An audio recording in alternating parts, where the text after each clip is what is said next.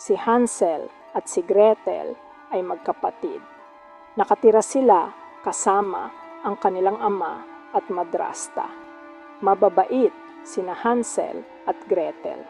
Mahilig silang maglaro ng magkasama. Pero ang kanilang madrasta ay masungit. Ayaw niya sa mga bata. May plano ang madrasta, isang masamang plano na magpapabago sa buhay ng mga bata. Gusto niyang mawala sina Hansel at Gretel. Ang kanyang mga mata ay puno ng kasamaan habang iniisip niya ang kanyang plano.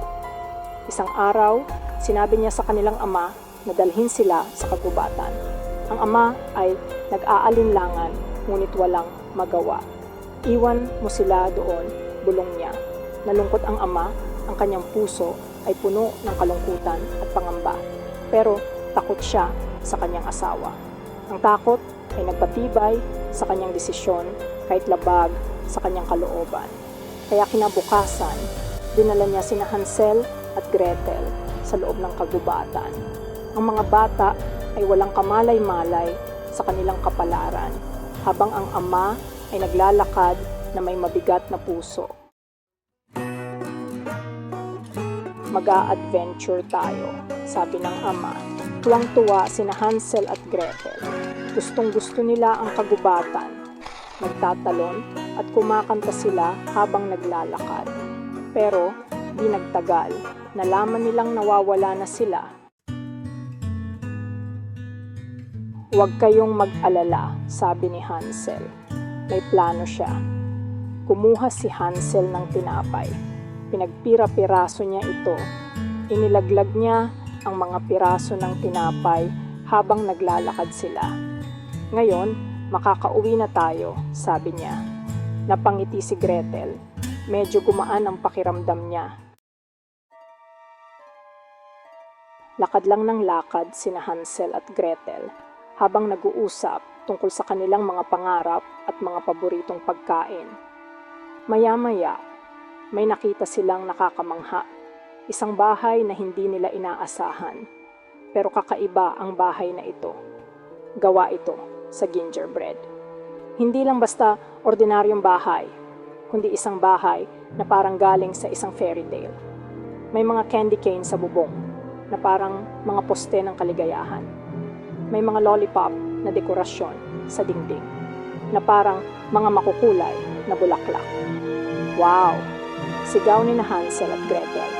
Hindi makapaniwala sa kanilang nakikita. Tumakbo sila papunta sa masarap na bahay, puno ng tuwa at pananabik. Ang kakaibang bahay na ito ay gawa sa gingerbread at candy, isang tunay na himala sa gitna ng kagubatan. Isang mabait na matandang babae ang lumabas sa bahay. May ngiti sa kanyang mga labi at kislap sa kanyang mga mata. Hello mga bata, sabi niya. Pasok kayo, marami akong pagkain. May mga candy, tsokolate, at iba pang masasarap na pagkain. Pumasok sina Hansel at Gretel. Namangha sila sa init at ganda ng bahay ng matandang babae. Kumain sila ng maraming candy. Ang mga candy ay makukulay at matamis. At hindi nila mapigilan ang kanilang mga sarili. Naglaro sila kasama ang matandang babae. Sobrang saya nila. Naglaro sila ng mga larong hindi pa nila nalaro noon. Nakalimutan na nilang nawawala pala sila. Ang saya at ligaya ay nagbigay sa kanila ng pansamantalang kalimutan sa kanilang problema. Inihiga sila ng matandang babae sa malambot na kama. Ang mga kama ay parang ulap sa kanilang lambot. Mahimbing silang nakatulog buong gabi. Ang kanilang mga pangarap ay puno ng kasiyahan at kapayapaan. Pagkagising nila, nasa sarili na silang kama sa bahay. Hindi sila makapaniwala sa kanilang nakita. Tuwang-tuwa ang kanilang ama nang makita sila. Ang kanyang mga mata ay puno ng luha ng kaligayahan. Niyakap niya sila ng mahigpit. Ang yakap na iyon ay puno ng pagmamahal at pangako. Nangako siyang hindi na niya sila iiwan sa kagubatan. Ang kanyang boses ay puno ng pagsisisi at pangako. Pinatawad ni na Hansel at Gretel ang kanilang ama. Masaya na silang nakauwi. Ang kanilang mga puso ay puno ng pagmamahal at kapatawaran. Sa tingin nyo, engkantada kaya ang matandang babae? Ang kanyang kabaitan at misteryo ay nagbigay ng palaisipan sa kanila. Baka tinulungan niya sina Hansel at Gretel na makauwi. Sino kaya siya talaga?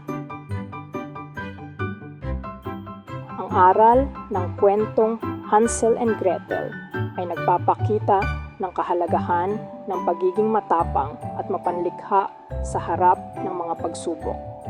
Sa kabila ng mga panganib at hirap na kanilang hinarap, nagawa ni na Hansel at Gretel na gamitin ang kanilang talino at lakas ng loob upang malampasan ang mga pagsubok at makabalik sa kanilang pamilya.